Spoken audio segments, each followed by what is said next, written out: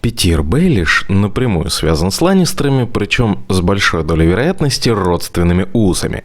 Фанатские теории по «Игре престолов» не просто открывают простор для фантазии, но и значительно подсвечивают интересные и неприметные детали сюжета. Сегодня мы собрали 15 разной известности теорий, и «Песнь льда и огня» заиграет новыми нотами в вашем восприятии. А потому доставайте кошель с монетами и поторопитесь поощрить сладкий голос Министреля в местном трактире.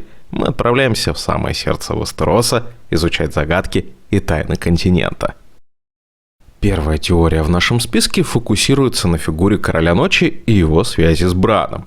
Согласно распространенному мнению, именно сломленный физически, но могущественный духовно, юный Старк становится Королем Ночи, создателем угрозы белых ходоков и армии мертвецов. После потери способности ходить, Бран обретает метафизический дар. Мальчик учится летать не в физическом, а в мистическом смысле, его сознание проникает в прошлое и настоящее через видение, а чардрева служит порталами для наблюдения за миром. Со временем сын Неда Старка овладевает навыком вселяться в тела людей и животных. Теория предполагает ключевым моментом наблюдения Браном древнего ритуала.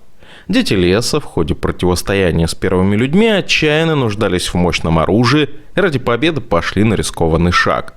Листочек, одна из детей, вонзила обсидиановый клинок в сердце пленника. И юноша, завороженный видением, не успел вовремя выйти из контакта с чардревом. Часть его сознания навсегда осталась в теле человека, кого магия превратила в первого белого ходока, будущего Короля Ночи. Важный аргумент теории – влияние варгования на разум. Известно о постепенной потере варгами связи с реальностью. Личность смешивается с сознанием тех, в кого вселяются. Бран демонстрирует схожие изменения. Его разум существует одновременно в настоящем и прошлом. Отделившаяся в ходе ритуала часть души обрела самостоятельность. Она воплотилась в Короле Ночи за столетия до рождения самого персонажа, что объясняет парадокс времени. Безумие Короля Ночи трактуют как месть детям леса и всему живому. В то же время разделение сознания раскрывает холодность и отрешенность Брана в настоящем. Одна часть его сущности стремится к власти через магию и знания, другая, воплощенная в Короле Ночи, жаждет уничтожить мир как источник боли для обеих ипостасей. И обозначенное противостояние внутри одной души становится основой вечного конфликта между жизнью и смертью, светом и тьмой. А следующая теория касается связи Питира Бейлиша с лордами Костомера. Идея о связи Питира с уничтоженным домом Рейнов кажется дерзкой, но хронология, мотивы и символы складываются в колоритную картину. Нам доводилось слышать, как Тайвин упоминал о собственном триумфальном истреблении дома Рейнов несколько десятков лет назад. И каждый знает песню «Рейн из Костомеры», но смог ли он убить их всех? Питир Бейлиш родился не в самой могущественной семье. Его прадед – безвестный наемник из Браавоса, чьи потомки десятилетиями цеплялись за клочок земли на перстах. Отец Питира, мелкий лорд, получил титул в годы, когда Тайвин Ланнистер стирал Костомеры с карты Вестероса. Совпадение? Но теория отрицает случайности. Браавос – город банкиров и шпионов. Возможно, от предка наемника Питиру пришел талант к расчетам и манипуляциям. Как и Рейны, он превратил в финансовое оружие, но если в Костомере гордились золотом и армиями, мизинец обрел способности к добыче денег, важных сведений и полезных знакомств. Он управляет людьми как собственными частями тела, молниеносно и рефлекторно. Мы не знаем всю родословную мизинца, однако видим у персонажа, пусть и не проявленную прямо, ненависть к дому Ланнистеров. Уж не связано ли все с истреблением лордом Тайвином семьи Питира?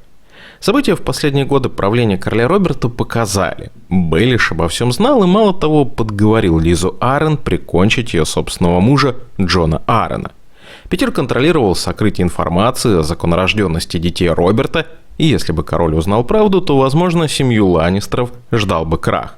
Но теория полагает, будто Питир хотел лично отомстить дому Золотых Львов. Во всех шагах собственной игры Бейлиш упоминает Ланнистеров. Он подговорил Лизу обвинить западных лордов в смерти ее мужа в письме, отправленном в дом Старков. Он солгал про кинжал и подставил Тириона. Мизинец повел Эддарда Старка в бордель, показал тому бастардов Роберта, и рядом оказался Джейми. Зависимость короны от денег Ланнистеров явно накладывала отпечаток на благополучие дома Тайвина. А как мы помним, Бейлиш являлся мастером над монетой, и не просто так корона влезала в долги у дома Золотых Львов. Петир проявил благосклонность к планам отослать Мёрцеллу в Дорн и предоставил тем самым рычаги давления на дом Ланнистеров. На свадьбе Джоффри именно Бейлиш устроил выступление карликов, хороший повод стравить молодого короля с Тирионом. И неизвестно, как отец Мизинца стал лордом, однако произошло все незадолго до ликвидации дома Рейнов. И обратите внимание, Петир всю жизнь рассчитывал жениться на Кейтилин Талли, слишком целеустремленно для наследника Голой башни на перстах.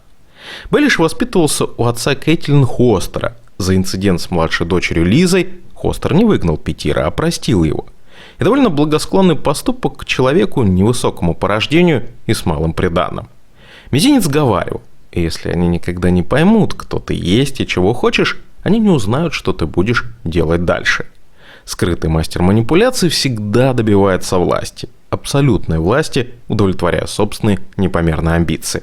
Знаменитая Рейна из Костомеры песня о гордыне и падении. Петир довел ее смысл до абсолюта. Ланнистеры разрушили дом Рейнов силой, но Бейлиш ответил тише. Он заставил их разрушить себя. Золото, власть, родственные узы – все стало петлей на шее львов. Даже смерть Петира оказывается частью симфонии. Когда Арья закалывает его в сериале, он улыбается. Возможно, перед нами финальный триумф. Его планы уже запущены, а Ланнистеры обречены. Как Рейны погибли, но песня их жива, так и Мизинец остается в истории как тень и напоминает: месть не требует громких слов, только терпения и ножа в спину. Третья теория в нашем списке касается загадочного бойца Роберта Стронга.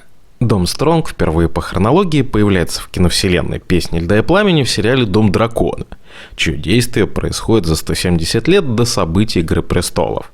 Данная фамилия играет важную роль в истории Вестероса, но к началу основного цикла полностью исчезает. Ни один законный наследник не сохранился, и возрождение фамилии Стронг в книгах выглядит особенно загадочным. Однако в романе «Танец с драконами» возникает фигура Роберта Стронга, безмолвного рыцаря. Его представляет Серсей Квиберн в качестве личного защитника. Мастер называет его непобедимым чемпионом, но детали вызывают подозрения не только у окружающих персонажей, но и, конечно же, читателей и зрителей. Воин носит крепкую броню, но доспехи, по словам оружейников, слишком тяжелы для живого человека. Роберт никогда не снимает шлем, не ест, не пьет и не покидает зал для естественных нужд. Для Серсеи такой слуга становится идеальным орудием, безвольным, неуязвимым и абсолютно послушным. Личность Квиберна, естественно, усиливает тайну. Мейстер потерял цепь за эксперименты, нарушающие законы людей и богов. Слухи связывают его с некромантией, расчленением трупов и попытками оживить мертвецов.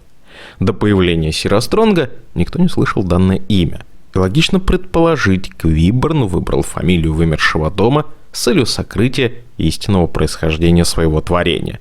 Судьба Григора Клигана добавляет загадки ясности. После поединка с Обереном Мартеллом Гора считался мертвым. Яд копья Красного Змея должен прикончить Клигана мучительной смертью. Принц Дорна Даран Мартелл потребовал голову Горы как доказательство казни. Однако тело гиганта исчезло, а вскоре в Красном замке появился мистический гигант Роберт. В Дорн отправили череп, но его размеры не совпадают с описаниями Григора. И возникает вопрос, чью голову прислали Мартеллам и какого человека скрывают доспехи Стронга. Сериальная версия подтверждает теорию. В «Игре престолов» зомбифицированный Гора служит Серсеи, он теряет речь, силу воли и человеческие потребности. Его тело сохраняет мощь, но разум полностью уничтожен. Джордж Мартин в книгах избегает прямых ответов, но параллели очевидны. Роберт Стронг не просто воскрешенный труп, это символ морального падения Квиберна и отчаяния Серсеи, готовый нарушить все законы ради власти. Тайна также раскрывает противоречия мира Вестероса. Некромантия здесь запрещена, но в кризисные моменты даже короли обращаются к темным силам. Роберт Стронг становится воплощением подобной двойственности. Его существование отрицают при дворе, но используют в политических играх. Так писатель подчеркивает хрупкость границы между человечностью и безумием в борьбе за престол. Самый главный аргумент теории теперь ссылается на сериальную версию Григора. Сериал открыто показал перед нами Гора. Однако в «Танце с драконами» Джордж Мартин напрямую не разъяснил ситуацию с Григором, его смертью и службой Серсеи в качестве верного воина в новом обличии. Плюс имя Роберт Стронг явно указывает на немного другого, но тоже высокого персонажа. В рамках следующей теории обратим взор на второго представителя семьи Клиганов. По сюжету книги «Буря мечей» Сандер погиб, но не в правилах Джорджа Мартина оставить нас без интересных догадок. Читатели сталкиваются с загадкой, когда Бриенна Тартская прибывает на Тихий остров, место духовного уединения, где встречает таинственного могильщика. Послушник выделяется даже среди братьев, его рост превосходит рост Бриенны, лицо скрыто под плотным шарфом, а походка нарушена из-за травмы ноги. Высокий послушник передвигается, подволакивая ногу. Причина – заживающая рана, подобная той, какую Сандер получил в гостинице на перекрестке у Трезубца. В той схватке Клиган-младший сражался против людей берега Дандариона, а глубокий порез на бедре едва не лишил его жизни. Теперь та же хромота выдает в послушнике человека, пережившего жестокий бой. Старший брат Тихого острова в беседе с Бриенной раскрывает неожиданные подробности. Он говорит о смерти Сандера как о трансформации души. Тот человек, что носил имя Клигана, погребен. Теперь живет тот, кто отверг насилие. Подобные слова звучат странно от человека, кто по логике никогда не общался с псом. Но если предположить, что старший брат знает правду о могильщике, его речь обретает двойной смысл. Читатели обращали внимание на два очень интересных момента. Первый, когда могильщик поглаживал собаку. Конечно же, появилось мнение о явном намеке со стороны Джорджа Мартина, мол, автор демонстрирует параллель между поглаживанием собаки и прозвищем Сандера. Второй же момент связан с лошадью Клигана-младшего. Конь по имени Неведомый находится на Тихом острове, и примечательный следующий факт. Только Сандер может ездить на жеребце, так как конь исключительно труден в обращении и слушается лишь его. Фанаты отмечают и символику локации. Тихий остров – место, где река Трезубец встречает море. Здесь волны смывают грехи, а тишина монастыря противопоставляется шуму битв. Для Сандера, чья жизнь состояла из крови и огня, созданы идеальные условия для перерождения. Мартин нередко использует подобные контрасты. Григор Клиган становится чудовищем без лица, а Сандер, напротив, обретает человечность, скрыв лицо. Интересно, что в сериале сюжетная линия пса получила закрытие без упоминания Тихого острова. Но в книгах отсутствие прямого подтверждения лишь подогревает теории. Мартин следует твердому правилу: персонаж мертв, только если вы видели тело и поняли, что оно мертво. Тело Сандера никто не видел, а значит, дверь для возвращения остается открытой.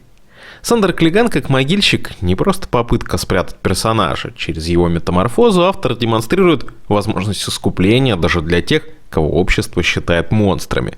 После отказа от меча пес находит силу в смирении, а его новая жизнь бросает вызов стереотипам о доблести и чести Вестероса. Пятая теория в нашем списке касается Пестряка, и давайте назовем ее тайной за маской шута. Пестряк – один из самых загадочных персонажей книжной саги «Песнь льда и огня». На первый взгляд он кажется безумным шутом, купленным Стефаном Бартионом в Валантисе. Во время крушения корабля Стефана Пестряк – единственный выживший. Едва живой, с поврежденным рассудком, шут повсюду сопровождает Ширен Бартион, только девочка находит его шутки забавными, хотя другие считают их бредом. Однако за маской безумия скрывается нечто большее. Его речи часто пересекаются с произошедшими событиями или содержат описание существ, недоступных его опыту. Так Пестряк упоминает: на дне морском от огня идет не дым, а пузырьки, а пламя там зеленое, синее и черное. Данные слова странным образом перекликаются с драконами Дейенерис. Их огонь имеет разные оттенки, а чешуя переливается зеленым, синим и черным. Как шут, никогда не видевший драконов, мог знать подобные детали. Позже при встрече с Джоном Сноу Пестряк кричит: «Ворона! Ворона!» На дне морском вороны белы, как снег. Воронами называют братьев ночного дозора, а белые вороны – явно отсылка к упырям, мертвецам, поднятым иными. Ночной дозор тщательно скрывает правду о них, но Пестряк, кажется, знает об их существовании. Но откуда у него могут быть такие сведения? Его слова о тенях вызывают еще больше вопросов. Пестряк бормочет: «Тени собрались и пляшут, не уйдут они отсюда». Ранее тени-убийцы появлялись в шатре Дрога во время ритуала Мири Маздуур, а позже Мелисандра использовала их для устранения врагов. Мистические существа, продукт магии, доступны лишь избранным. Как простой шут мог о них узнать? Теория предполагает, Пестряк обладает скрытым знанием. Возможно, кораблекрушение или контакт с магией открыли ему доступ к видениям прошлого и будущего. Его поврежденный разум превращает пророчество в обрывочные метафоры, но их смысл становится ясен позже. Шут напоминает классического юродивого святого безумца, чьи слова обретают значение только в контексте грядущих событий. Мартин часто использует образ шута как проводника скрытых истин. В средневековой литературе шуты могли говорить правду без страха наказания, ведь их считали безумными. Пестряк играет похожую роль, его слова кажутся бредом, но содержат зерна пророчеств. Пестряк олицетворяет идею о частом сокрытии истины за маской безумия. В мире, где власть и политика правят бал, его слова оказываются голосом судьбы. Мартин показывает, даже шут может быть пророком, если мир готов его слушать. Следующая теория кажется очевидной, по крайней мере для меня, но как же часто они дискутируют фанаты. Итак, вашему вниманию трехглазый ворон – это Бриндон Риверс. Бриндон Риверс является одним из узаконенных бастардов короля Эйгона IV Таргариена и занимает особое место в истории Вестероса. Для Джорджа Мартина он столь же важная фигура для всей истории Вестероса, как Деймон или Дейнерис. Отец Кровавого Ворона правил за 116 лет до событий Игры Престолов, а сам Бриндон обрел репутацию максимально загадочной фигуры как своего времени, так и более поздних периодов. Его внешность всегда привлекала внимание: молочно-белая кожа, длинные белые волосы и красный правый глаз. А большое родимое пятно винного цвета покрывало шею и щеку. Многие видели в пятне очертания ворона, отсюда и прозвище «Кровавый ворон». Мать Бриндона, Мелисса Блэквуд, происходила из древнего рода первых людей, где сохранялась вера в старых богов. Данная связь с древней магией и традициями объясняет, почему Бриндон обладал уникальными способностями и глубоким пониманием сверхъестественных сил. По всей видимости, на данной особенности сделают акцент как в ветке Деймона в Доме дракона, так и в сюжете «Рыцаря Семи Королевств». Бриндон Риверс служил десницей при нескольких королях, и про него в народе ходила мрачная поговорка: «Сколько глаз у Кровавого Ворона? 1001». Она подразумевала наличие обильного количества шпионов на службе десницы. Однако при Эйгоне V карьера одного из великих бастардов при дворе закончилась, когда Ворона отправили на стену, где он присоединился к ночному дозору. Вместе с юным мейстером Эймоном бастард Эйгона IV поступил на службу, а спустя 5 лет Бриндона избрали лордом-командующим, однако позже он пропал во время вылазки за стену, и дозорные посчитали его погибшим, но тело так и не нашли. Перейдем к трехглазому ворону и вспомним загадочную колоритную личность учителя Брана, стоит только обратиться к произведению «Танец с драконами». На бледном лице старика выделялось красное пятно и вползало с шеи на щеку. Наставник юного Старка имел тонкие, редкие белые волосы, отросшие до самого пола, а единственный глаз, полностью красный, как кровь, горел при свете факела. Такое описание трехглазого ворона уже сопоставимо с внешностью Бриндона Риверса, но Джордж Мартин добавляет еще несколько очевидных деталей. Когда Бран спрашивает о его прошлом, старец произносит: «Я слежу за тобой 1001 глазом». Внимательные читатели легко замечают прямую отсылку к поговорке о Бриндоне. Юноша также упоминает своего двоюродного деда Бриндона черную рыбу Талли, а старик отвечает: «Его могли назвать в мою честь». Интересуясь возрастом трехглазого ворона, Бран разговаривает с Листочком. Она отвечает Брану: «Смертные не живут столько, но он держится ради нас, ради вас, ради всего рода людского». А ведь на момент действия танца с драконами Риверсу могло исполниться 125 лет. Возраст сильно больше, чем почтенный, он коррелирует со словами Листочка. Трехглазый ворон также упоминает так называемых призраков. «У меня есть собственные призраки, любимый брат, ненавистный брат и желанная женщина». Любимым братом являлся Дейрон Таргариен, на ненавистного брата могли претендовать Деймон Блэкфайр, но особенно Эйгор Риверс, а желанной женщиной, очевидно, является Ширра Морская Звезда. В итоге, можно с уверенностью сказать, перед Браном предстает Бриндон Риверс, бывший десница короля, бывший лорд-командующий ночного дозора. Джордж Мартин мастерски соединяет историю Риверса и мистического трехглазого ворона через детали, внешности, реплики и хронологию. Старец в пещере не просто проводник Брана, а живой свидетель эпохи Таргариенов, чья магия и жертвы позволили ему стать хранителем памяти Вестероса. А как вам следующее утверждение? Под Винтерфеллом живет дракон. Легенда здесь или реальность? Теория о драконе под Винтерфеллом на первый взгляд кажется абсурдной. Однако, если внимательно изучить детали, можно обнаружить неожиданные связи и намеки и прийти к столь же неожиданным выводам о реальности легенды.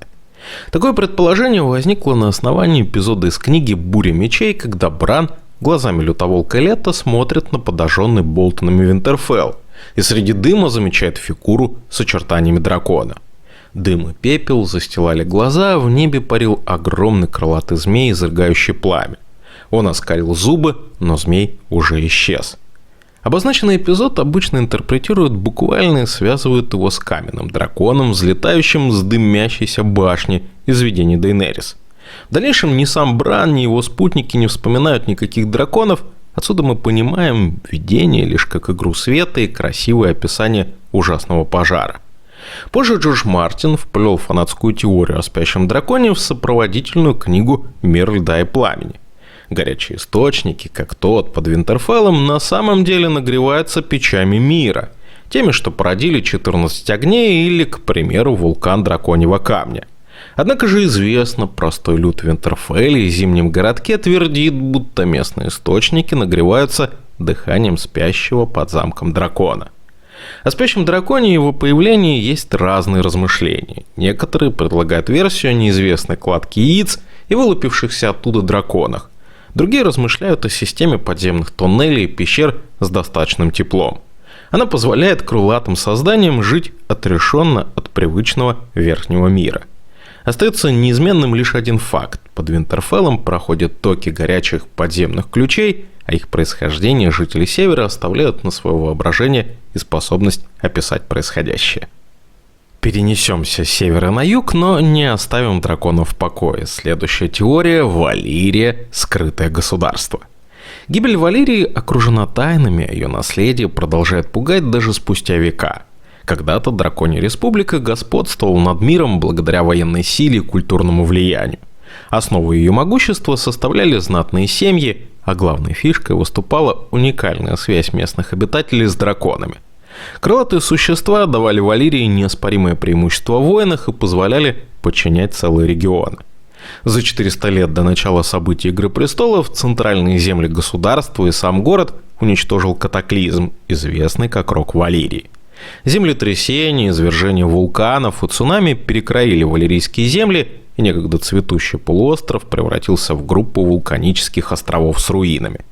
Даже сейчас, через сотни лет, к ним опасно приближаться, воздух пропитан ядовитыми испарениями, а земля хранит следы древнего проклятия.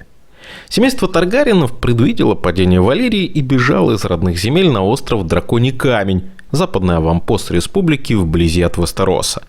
Единственным живым свидетелем эпохи расцвета стал Балерион Черный Ужас, чья мощь не знала равных. Именно он вместе с двумя другими драконами помог Эйгону Таргариену и его сестрам завоевать 7 королевств и объединить их под властью единой короны.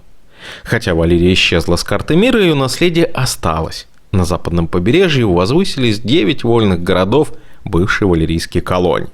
Остались валирийские дороги, древние свитки, оружие из валирийской стали, как говорят легенды, кованные с помощью чар и драконьего камня. Даже язык Валирии превратился в основу образования и дипломатии. Спустя 54 года от завоевания Эйгона его потомок Эрея приняла попытку оседлать Балериона и улететь из Вестероса. Свидетели утверждали, будто дракон полетел по направлению к Валирии. Через 2 года Балерион вернулся с принцессой на спине. По возвращению девочка не прожила и суток и как будто бы сгорела изнутри. Под кожей у нее клубились какие-то паразиты, но неприятности произошли не только с принцессой. У дракона обнаружили наполовину зажившие новые шрамы. К тому же у него кровоточила и дымилась рана длиной в 9 футов. Неизвестно, кто и как мог нанести вред самому крупному и старому дракону, однако простой люд уверен, только Валирия и ее обитатели могли сотворить подобное. Согласно сериалу «Игра престолов», руины стали местом изгнания для больных серой хворью. Однако ходят слухи, среди пепла и лавы выжили потомки валерийцев. Они нападают на корабли, смелых исследователей полуострова или искателей сокровищ. Поговорка «Рок все еще правит в Валирии» стала предостережением для тех, кто забывает о проклятии. Сторонники теории предполагают, Рок Валирии не просто цепочка случайных катаклизмов и истребления величайшего государства. Желание заполучить еще большую власть могло послужить причиной разрушения известной страны и перехода в скрытое существование. Данная теория добавляет тайную глубину к истории Валирии, но, как и многие гипотезы, не имеет прямых подтверждений или косвенных намеков со стороны автора. Следующая теория под номером 10. Лорас Тирелл крепче здоровьем, чем кажется. И здесь нужно отметить, что сериальный вариант абсолютно изменяет судьбу персонажа. Но мы обращаемся именно к книжной версии. В романе «Пир стервятников» Лорас Тирелл возглавляет войска во время штурма Драконьего камня. Однако часть фанатов выдвигает теорию. Его участие в битве – фикция, а сам рыцарь тайно исчез. Сторонники гипотезы считают, что дом Тиреллов инсценировал события для сокрытия истинной судьбы Лораса. Теорию поддерживают противоречия в описании сражений, склонность семьи к политическим интригам. Лорас, младший сын Мейса Тирелла, носит титул рыцаря цветов. Его ценят за боевое мастерство, преданность семье и популярность среди знати и простолюдинов. Отправка такого важного персонажа на смертельно опасную миссию без стратегической выгоды выглядит неразумной. Потеря Лораса ослабит влияние Тирелла в Королевской гавани, и главная цель, конечно же, укрепить власть при дворе. По мнению сторонников теории, Мейс Тирелл мог создать иллюзию участия сына в атаке. Так он выполняет формальные обязательства перед Ланнистерами, но защищает наследника от реальной угрозы. Лорас слишком важен для семьи, чтобы рисковать им в бессмысленной битве. Согласно официальным сообщениям, рыцарь цветов получил ужасные травмы, ожоги, едва ли не смертельные глубокие раны. Однако подробности его присутствия на поле боя описаны туманно. Никто из влиятельных персонажей, ни союзники, ни враги не подтверждают присутствие Лораса во время штурма. Информацию о его ранениях передают через слуг, солдат и случайных свидетелей. Совокупность обозначенных деталей вызывает сомнения. Лорас опытный воин, но не склонен к безрассудству. Его тактический ум и годы тренировок противоречат версии об отчаянном броске в атаку в первом ряду. Внезапный акцент на его жертвенности кажется также весьма подозрительным. Раны Лораса и его жертвенность в бою проявляются в повествовании моментально и слишком неожиданно, и складывается ощущение попытки слишком быстро избавиться от него в сюжетном плане. После таких известий рыцарь цветов исчезает со страниц следующего произведения «Танец с драконами», однако нет даже намеков на ухудшение его здоровья или кончину.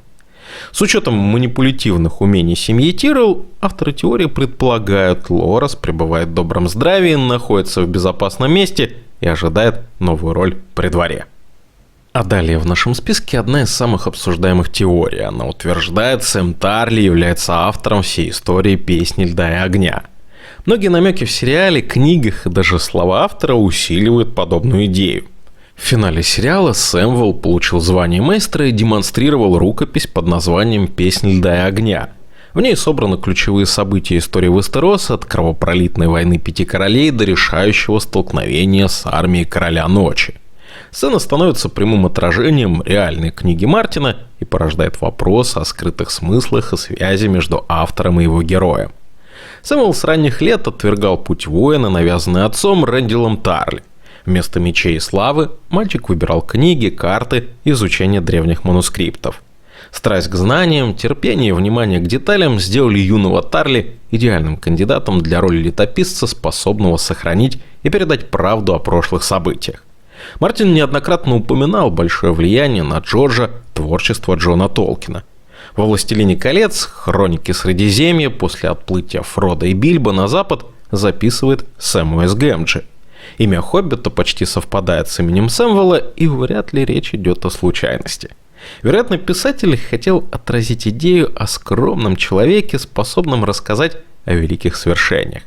Сэмюэл не претендует на власть и не обладает магическими способностями, он остается наблюдателем и фиксирует поступки других без лишней идеализации.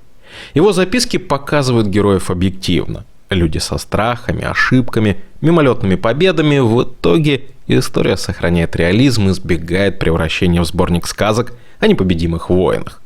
И если теория верна, Тарли становится связующим звеном между читателем и миром саги. Через записи Сэма зрители и поклонники книг видят не только масштабные битвы и интриги, но и судьбы обычных людей, их надежды и потери. «Песнь льда и огня» превращается не просто в хронику воина, в памятник тем, чьи голоса часто остаются тихими за грохотом мечей и ревом драконов. Его работа напоминает, за каждым великим событием стоят живые истории, хрупкие, противоречивые и вечные. А следующая теория оказалась реализованной в сериале, и данный факт, конечно же, порадовал практически всех любителей саги. Итак, путешествие Арьи на запад. В конце 8-го сезона девочка отправилась на запад в неизвестные земли. Речь, кстати, далеко не о первой попытке людей узнать больше о неизвестных землях.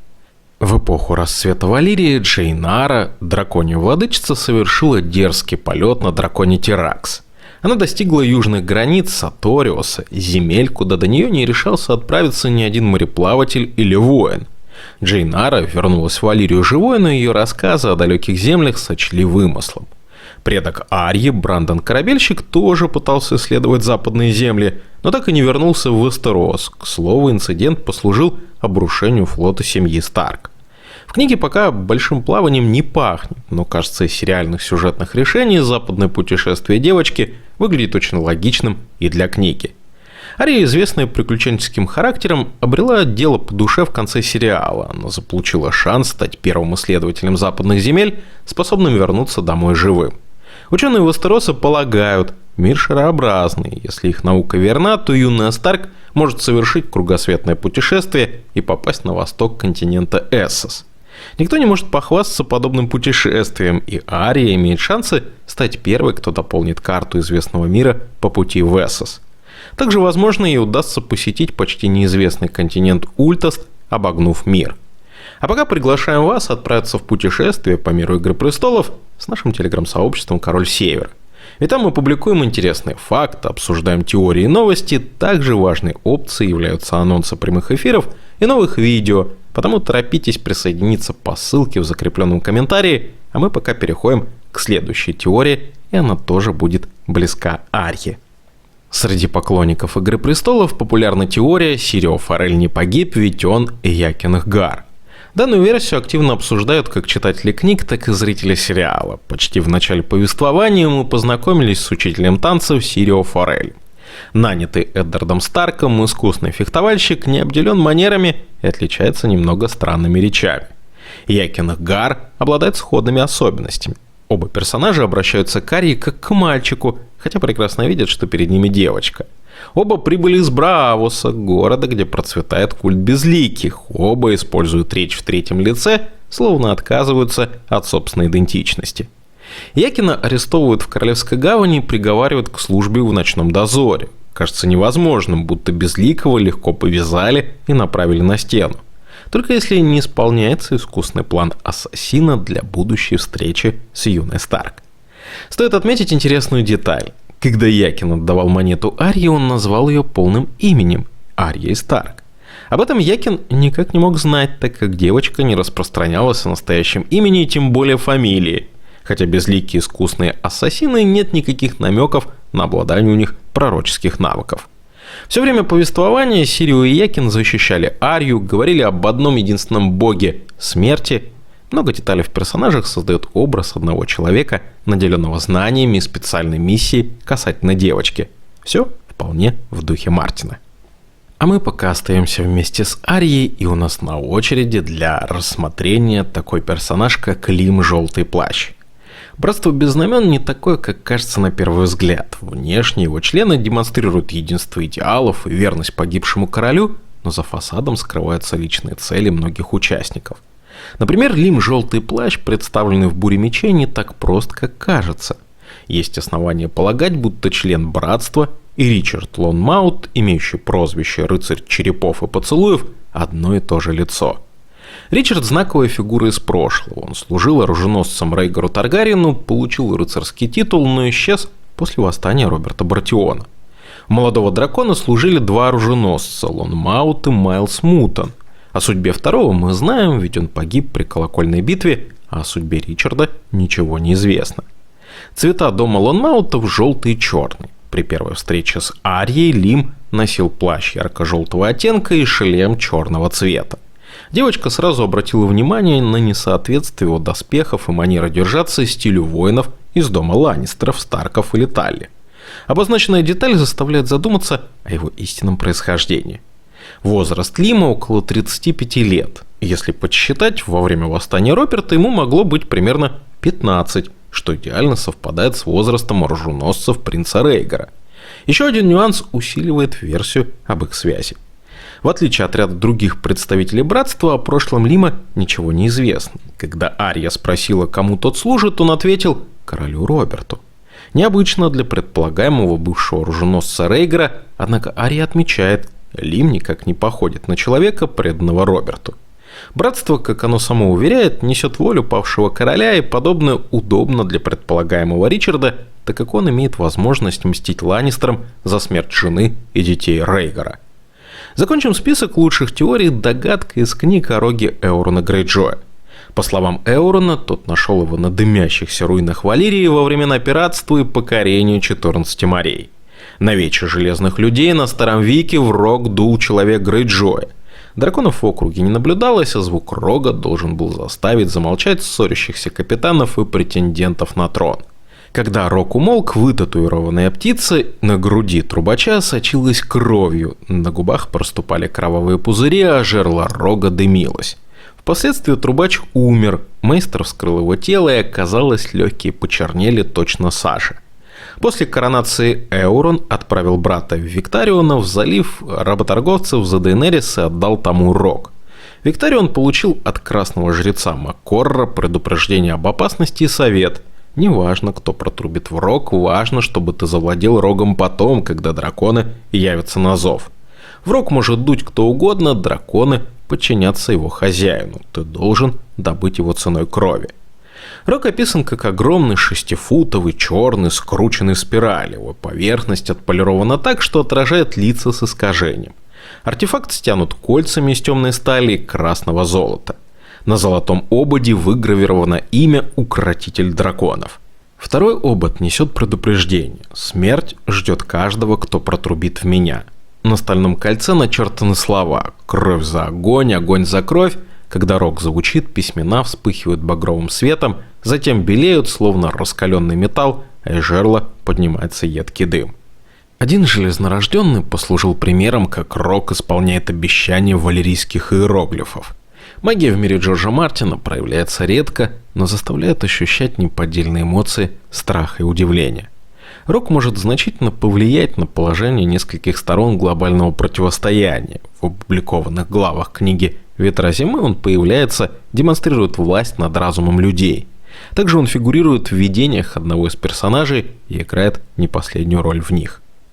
Ну а завершим мы нашу подборку, естественно, самой популярной теорией. Конечно же, речь идет об Азор-Ахае, огне, объединившем Вестерос. Легенда об Азоре-Ахае – краеугольный камень пророчеств саги «Песнь льда и огня». Согласно древним хроникам, 8000 лет назад герой поднял меч светозарный, выкованный в жертвенном пламени, и сокрушил иных во время долгой ночи. Его обещание вернуться в час новой тьмы стало религиозной догмой для культов вроде Владыки Света. Но Мартин превращает миф в головоломку. Ни один персонаж не соответствует пророчеству полностью, зато многие несут его частицу. Мелисандра, жрица Арглора, объявляет Станниса Баратиона перерожденным Азор-Ахаем. Она трактует коронацию на драконьем камне, месте, где соленые волны бьются о дымящиеся камни, как буквальное исполнение пророчества. Пылающий меч Станниса, созданный магией Мелисандры, имитирует светозарный, но иллюзия рассеивается в сериале, лорд гибнет как предатель, в книгах его армия постепенно терпит крах. Мартин показывает, как слепая вера в избранность ведет к саморазрушению. Легенда об Азор-Ахае тесно переплетается с пророчеством об обещанном принце, предсказанием, которое волновало столетиями дом Таргариенов. Обещанный принц очень похож на переосмысление Азор-Ахая в контексте валерийской культуры. Если Азор-Ахай – мессия культа Арглора, то обещанный принц – его аналог для династии дракона. Он рожден под Красной кометой и разыгрывает песнь льда и пламени. Рейгар Таргариен изначально считал себя обещанным принцем, но позже уверовал, что пророчество исполнит его сын. В сериальной версии имя Эйгон принадлежит Джону Сноу, а его родители, Лианна Старк и Рейгар, объединили лед Севера и пламя Таргариенов. Дейенерис также претендует на легендарную роль, ее пробуждение драконов совпало с появлением Красной кометы, знака из пророчеств. Данная версия на рубеже жизни и смерти принимается Мейстером Эймоном. Судьба сериального Джона Сноу как будто объединяет обе легенды. Как Азор Ахай, он перерождается после удара кинжалами предателей и сопровождается солью слез и дымом замерзшего дыхания. Как обещанный принц жертвует любовью к Дейенерис ради мира и повторяет жертву Нисы Нисы. Пророчества сливаются воедино, спаситель не может быть лишь воином с пламенным мечом. Он должен разорвать колесо насилия и одновременно стать Азор Ахаем, обещанным принцем и никем, как Арья, уничтожившая саму идею Короля Ночи. Мартин показывает, легенды живут не буквой, а духом, когда герои выбирают человечность вопреки судьбе. В сериале Ария Старк уничтожает Короля Ночи кинжалом из валерийской стали, хотя оружие не горит, его создание тысячелетия назад требовало драконьего пламени, элемента легенды об Азор Ахае. Ария не перерождалась, но ее тренировки у безликих сделали девочку орудием смерти, балансирующим между светом и тенью. Мартин намекает, героем может стать даже тот, кто не вписывается в шаблоны пророчеств. Стоит обозначить, Азор Ахай – личность легендарная и, возможно, является лишь собирательным образом. Теория говорит о том, как несколько персонажей объединяют в себе общий смысл второго пришествия героя, дабы положить конец тьме. Джон и Дейенерис сражались бок о бок с нежитью, а Арья довершила дело с помощью фамильного кинжала Таргариен. Таким образом, в теории сошлись несколько героев и событий, покончивших с главной угрозой всего Вестероса – белыми ходоками. Пророчество победы над тьмой исполнено общими усилиями, а не кем-то одним.